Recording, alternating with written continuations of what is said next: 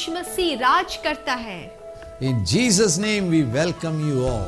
आप सबको हम यीशु मसीह के नाम से स्वागत करते हैं। One more wonderful opportunity God is giving in our life to hear the word of God. और ये बहुत सुंदर अवसर दे रहा है कि हम और एक बार परमेश्वर के वचन से सुने।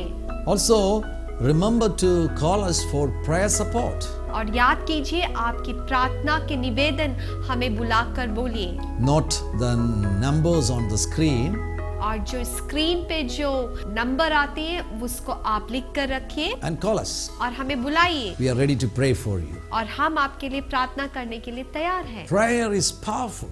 और ये जो प्रार्थना में बहुत शक्ति है। Prayer changes our life. प्रार्थना हमारे जीवन को बदल देती है। Prayer brings good future for us.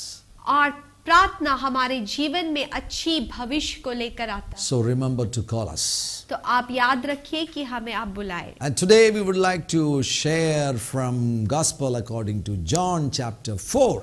और आज हम यूहन्ना के 4 अध्याय से देखेंगे। And we see a Samaritan lady meeting Jesus Christ. और हम यहाँ पर देख सकते एक सामरिय स्त्री यीशु से मिलता है। Jesus was walking, he was traveling from Jerusalem to Galilee.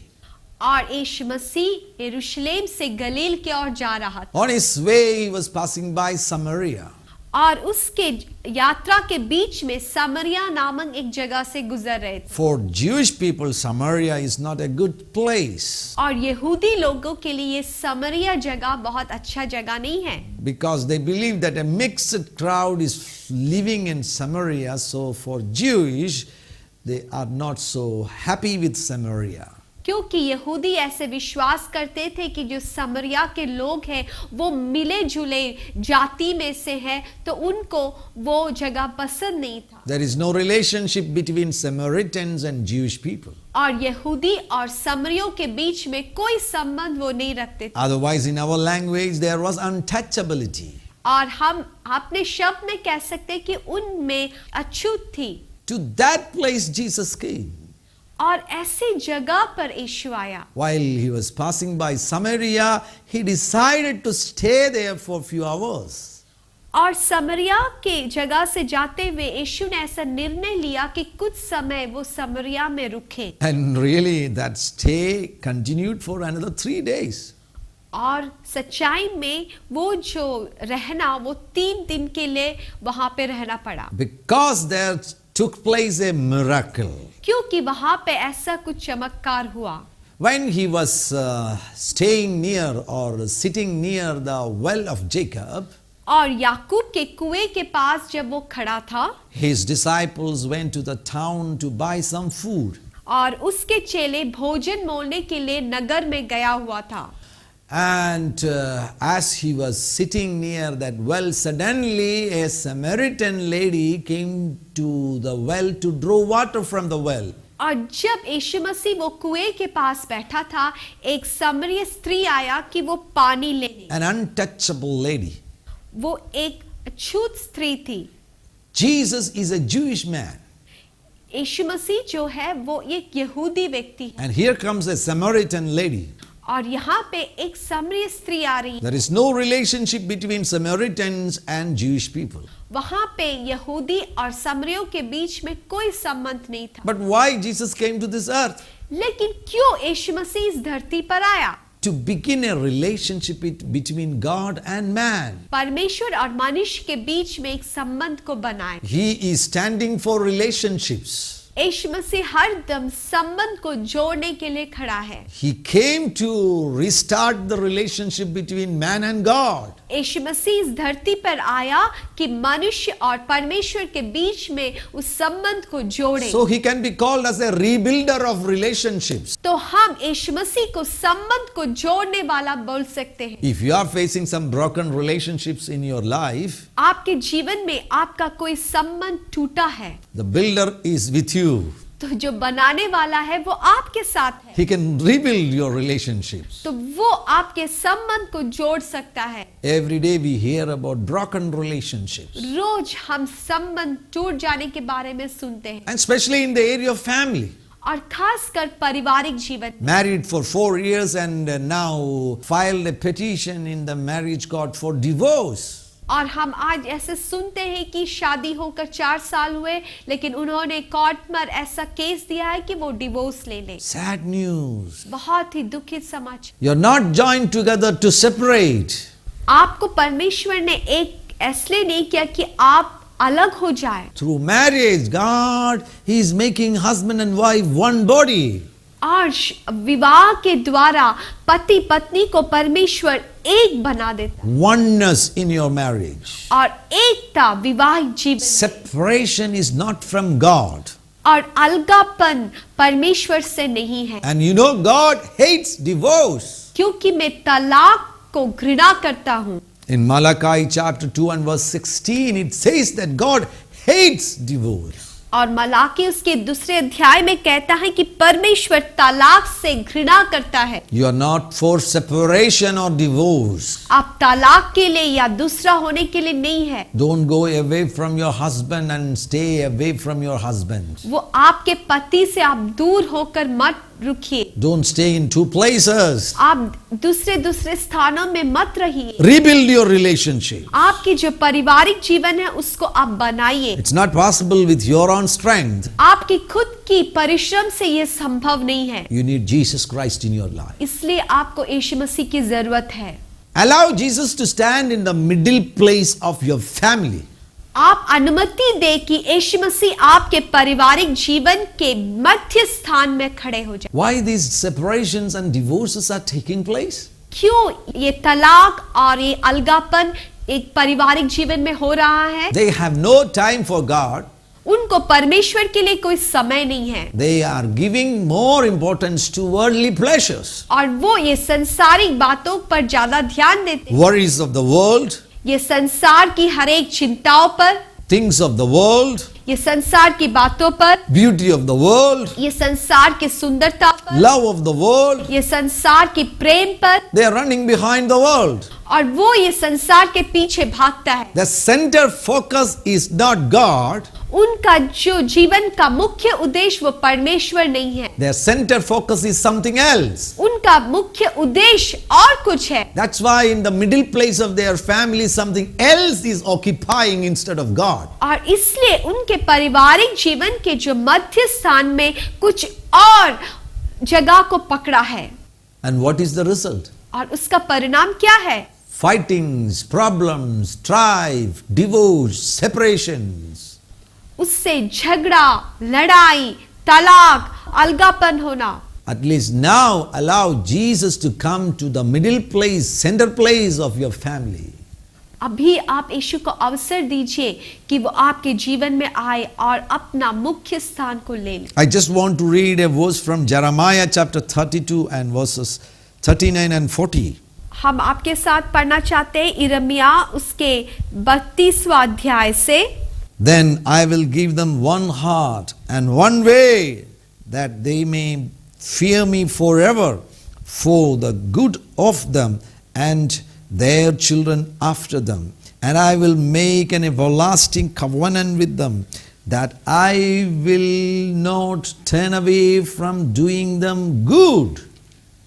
और वचन में लिखा है कि और मैं उनको एक ही मन और एक ही मार्ग दूंगा कि वो सदा मेरा भय मानते रहे, जिससे स्वयं उनका और उनके पश्चात उनके वंशों की भलाई हो।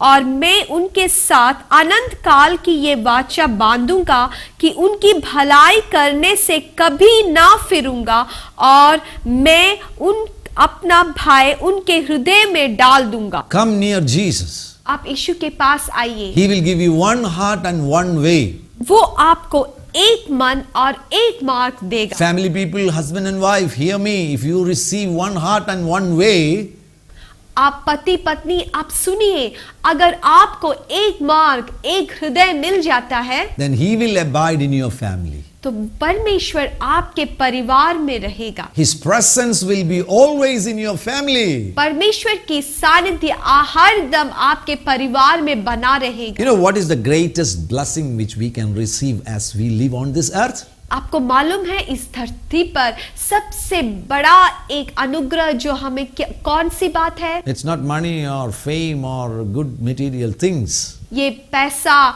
या नाम या कुछ ऐसे आर्थिक बातें नहीं है। It is the presence of God. वो परमेश्वर की उपस्थिति है।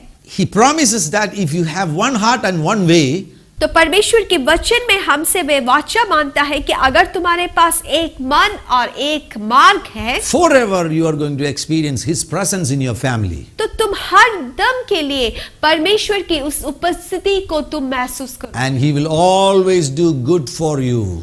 और वो हर दम तुम्हारी भलाई करता रहेगा। In the morning, good for your family. सुबह के वक्त अच्छाई तुम्हारे परिवार के, The afternoon, noontime, good for your family. दोपहर के वक्त अच्छाई तुम्हारे परिवार के लिए, In the evening, good for your family. और शाम के वक्त तुम्हारे परिवार के लिए भलाई होगा। Your family will be full of goodness of God. और तुम्हारा परिवार परमेश्वर की हर एक भलाइयों से भर जाएगा। And what will be the result? और उसका परिणाम क्या होगा? Overflowing good from your family. और आपके परिवार से भलाई बाहर बहने लगेगी। Your family will become a good giving family. तो आपकी जो परिवार है वो भलाइयों से भरकर दूसरों के देने वाले हो जाएंगे। You will become a channel of blessing in this society. तो आप ये संसार में ये भलाई का स्रोत बन जाओगे। So rebuild your relationship in Jesus' name.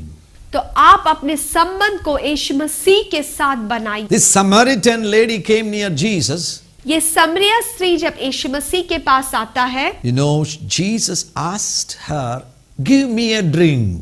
तो यीशु मसीह ने उससे पूछा कि मुझे पानी पिला। A shock to that lady. और ये बहुत ही एक अद्भुत बात थी ये स्त्री के लिए, She never expected the attention of that Jewish man.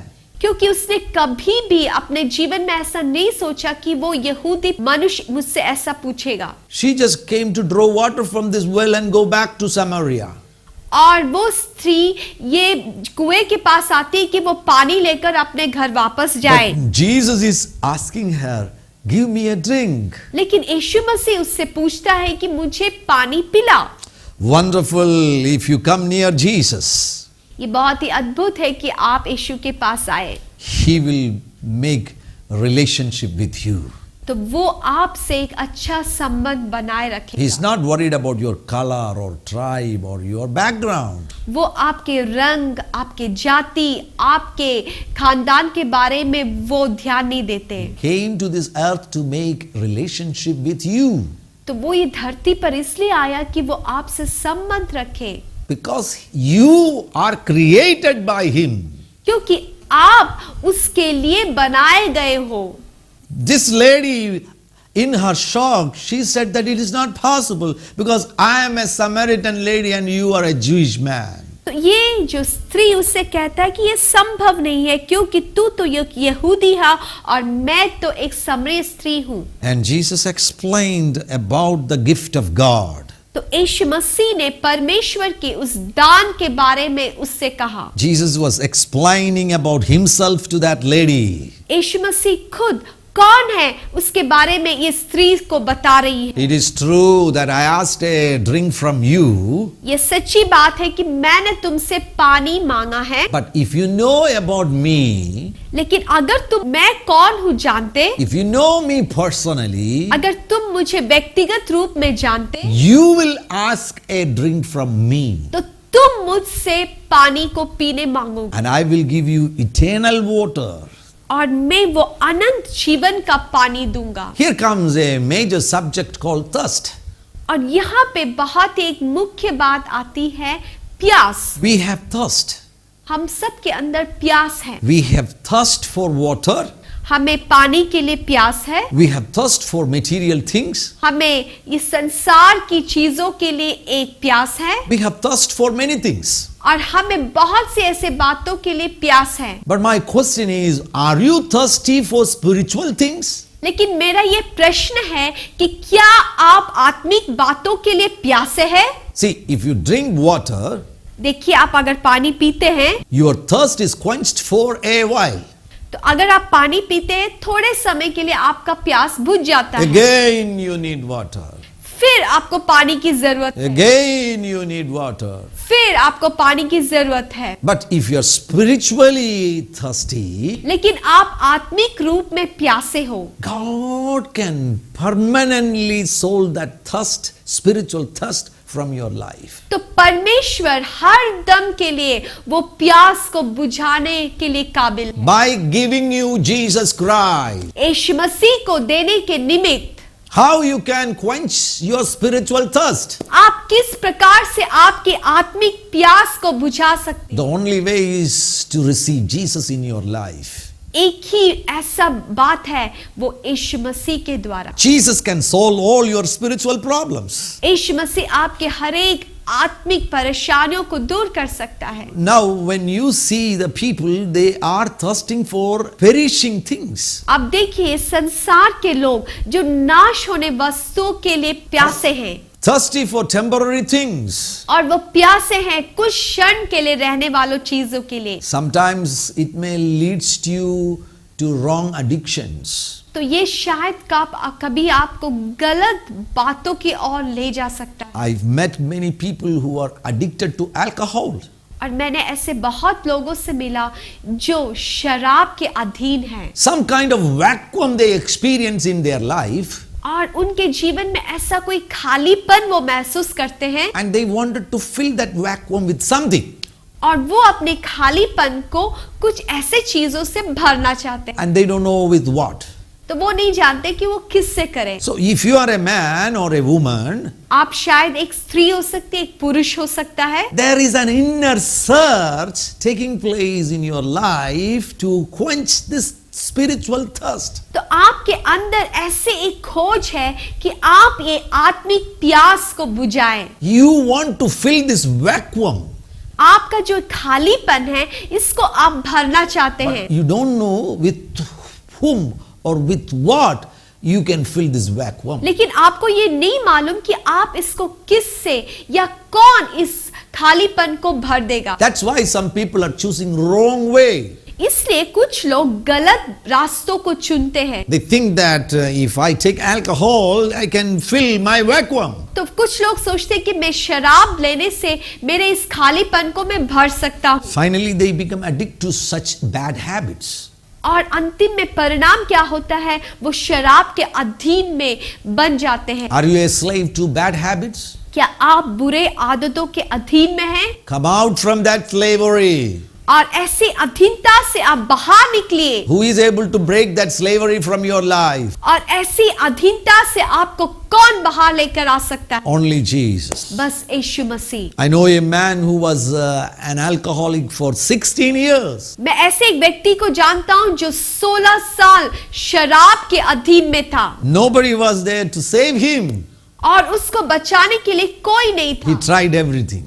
उसने बहुत परिश्रम किया, Even he took medication to solve this problem. और उन्होंने दवाई तक ली कि उनको इस परेशानी से बाहर निकले, But miserably failed. लेकिन वो सब में वो पराजित हुआ। And finally, he had only one way to commit suicide. तो उसके सामने बस एक ही रास्ता था कि वो आत्महत्या करे। At that point of time, he met Jesus Christ. लेकिन उसी समय उन्होंने यीशु मसीह से मुलाकात, The word of God transformed his life. और परमेश्वर का वचन उसके जीवन को बदल दिया, 16 years of bondage was broken. और 16 साल का जो बंधन था उसके जीवन से टूट गया। He stopped taking alcohol. वो शराब लेना बंद कर दिया, He stopped cigarettes. और वो धूम्रपान लेना बंद कर दिया। Life became new for him. उसके लिए उसका जीवन नया बन गया। Jesus began a new thing in his life. यीशु मसीह ने उसके जीवन में एक नया काम किया। Likewise, he is able to begin a new thing in your family. इसी प्रकार यीशु मसीह भी आपके जीवन में एक नया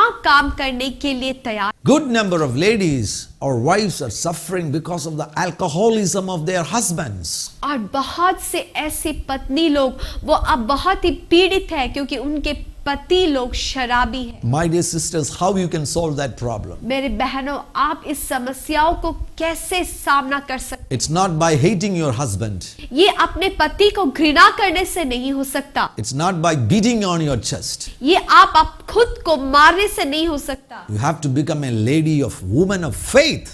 तो आपको ऐसी एक महिला होनी है जिसके अंदर विश्वास है। Through prayer you can solve that problem. और प्रार्थना के द्वारा आप इस परेशानी से बाहर आ सकते हो। How this 16-year alcoholic man was saved? और ये 16 साल की जो शराबी व्यक्ति कैसे वो उद्धार को पाया? It was because of the prayer of his wife. ये इसलिए हुआ कि उसकी पत्नी रात भर प्रार्थना करती। Stop complaining. आप ये कुड़कुड़ाना बंद करें। Stop blaming. आप दूसरों पर दोष लगाना बंद कीजिए। Command depression to go out of your life. आपके अंदर जो निराशा है उसको आप आज्ञा दे कि वो बाहर निकले। Be a woman of faith. आप विश्वास की एक महिला बन जाए And start praying fervently. और आप हरदम प्रार्थना करने वाली महिला बन जाए। God is going to perform a miracle in your family. परमेश्वर आपके परिवार में अचंबा काम करेगा। That alcoholic spirit, I command you to come out of that family in the name of Jesus. और वो शराब की दुष्टात्मा यीशु के नाम से हम आज्ञा देते हैं कि तुम उस परिवार से निकलो। Jesus is blessing this family. यीशु मसीह ये परिवार को आशीषित करता है। You have no more place in that family. और शैतान तुम्हें अभी और कोई अधिकार नहीं कि तुम उस परिवार पे रुको। We release supernatural blessings to this family. और ये परिवार के ऊपर परमेश्वर की अनुग्रह को हम भेजते हैं। When you are spiritually thirsty, जब आप आत्मिक रूप में प्यासे होते the हो, solution is Jesus Christ. उसका उत्तर है यीशु मसीह। This woman came to know about spiritual thirst. और ये महिला को आत्मिक प्यास के बारे में समझ में आया। When Jesus was explaining all these truths, जब यीशु मसीह ये सब सच्चाई उससे विवरण कर रही थी, she said, I need that water. उसने कहा कि हाँ मुझे इसकी जरूरत है। She came to know about spiritual thirst. और उसको आत्मिक प्यास के बारे में उसको समझ में आ गया। Her personal testimony is a very good example of wrong choices. और उसका अपना जो व्यक्तिगत जो अनुभव है वो गलत रास्तों का एक परिणाम है। She was living with 5 husbands, आप सोचिए कि वो पिछले सालों में 5 पतियों के साथ रहता, left all those husbands. एक एक पति को उसने छोड़ दिया Now living with another man who is not her husband. और अभी वो दूसरे एक पुरुष के साथ रह रहा है जो उसका पति नहीं है। Wrong choices. गलत निर्णय। This is sad. People make wrong choices in their life. ये बहुत दुखी बात है कि लोग बहुत गलत गलत निर्णय अपने जीवन में लेते हैं। Such a lady found the truth at last. देखिए ऐसे एक महिला अंतिम क्षण में वो इतनी बड़ा सच्चाई को प्राप्त करती है। Whether any possibility for such a lady to find Jesus? क्या कोई संभवता है कि ऐसे महिला को यीशु मसीह मिले? You may be the most wicked person in this world. हो सकता है आप इस संसार में सबसे बुरा व्यक्ति हो, But if you come near Jesus, लेकिन आप अगर यीशु के पास आते हैं, He will change your life. आपके जीवन को बदल देगा। He will wipe away your past life. वो आपकी पुरानी जीवन को मिटा डालेगा Start something new in your life. और वो आपके जीवन में कुछ नया करे। Do you want to quench your spiritual thirst? क्या आप चाहते हैं कि आप आपकी आत्मिक प्यास को बुझाए? Do you want? क्या आप चाहते हैं? If so, receive Jesus in your life. तो आप ऐसा चाहते हैं तो आप यीशु मसीह को स्वीकार कीजिए। Only spiritual things can quench your spiritual thirst. आत्मिक बातें आपकी आत्मिक प्यास को बुझा सकती। Only the word of God can quench your spiritual thirst. और परमेश्वर की वचन ही आपकी आत्मिक प्यास को बुझा सकता है। If you invite Jesus to your life, आप अगर यीशु मसीह को अपने जीवन में निमंत्रित करते हैं, He is going to perform a miracle in your life. वो आपके जीवन में चमत्कार। Just agree with us. हमारे साथ मिलिए, We are going to pray for you. हम आपके लिए प्रार्थना करने जा। Jesus is going to touch your spirit, soul and body. यीशु मसीह आपके शरीर को, मन को और प्राण को छुएगा। Everything is going to become new in your life. सब कुछ आपके जीवन में नया बन जाए। Come on, let us pray. आइए हम प्रार्थना करें। Father, in the name of Jesus, we pray for this dear people. स्वर्गीय पिता, हम यीशु मसीह के नाम से लोगों के लिए प्रार्थना करें। Precious Lord, touch their spirit. स्वर्गीय पिता, आप इनके आत्माओं को छुइए। Fill their vacuum with your love. प्रभु, इनकी जो खालीपन है उसको आपका प्रेम से भर दीजिए। They are spiritually thirsty, प्रभु, वो आत्मिक रीति में आज प्यासे हैं। and you are the answer for their thirst. प्रभु, आप ही उनका प्यास का उत्तर है। Bless them, Lord. प्रभु, उनको आशीष And कीजिए। also, Lord, heal their body. प्रभु, उनकी शरीर को चंगाई दीजिए All the sicknesses on their body come out in the name of Jesus. और उनकी शरीर में जितनी बीमारी है यीशु के नाम से बाहर आ। That wound on your body is healed in the name of Jesus. और जो भी घाव आपके शरीर में है यीशु मसीह के नाम से वो चंगा हो रहे। I feel that wound is caused by diabetes. और मुझे ऐसा आत्मा में महसूस होता है कि वो डायबिटिक कारण In the name- आपके जीवन में है। In the name of Jesus. यीशु मसीह के नाम से That wound be healed in Jesus' name. और वो घाव इसी समय वो चंगा। Every internal organs be healed. आपके हर एक आंतरिक एक एक जो अवय है वो यीशु मसीह के नाम से चंगा। Receive your healing in the name of Jesus. यीशु मसीह के नाम से आप अपने चंगाई को प्राप्त कीजिए। Thank you, Lord, for doing a miracle in their life. प्रभु धन्यवाद, आपने ये जो अचंबा काम उनके जीवन में In Jesus' mighty name. यीशु मसीह के नाम से। Thank you. God bless you. धन्यवाद, प्रभु आपको आशीष करे। He did a miracle in your life. आपके जीवन में उसने बहुत बड़ा एक चमत्कार किया है। Go ahead rejoicing. आप आगे जाइए, आनंद मनाइए। God be with you and God bless you. आपके साथ परमेश्वर ने आपको प्रभु आशीष दे। Amen. आमीन।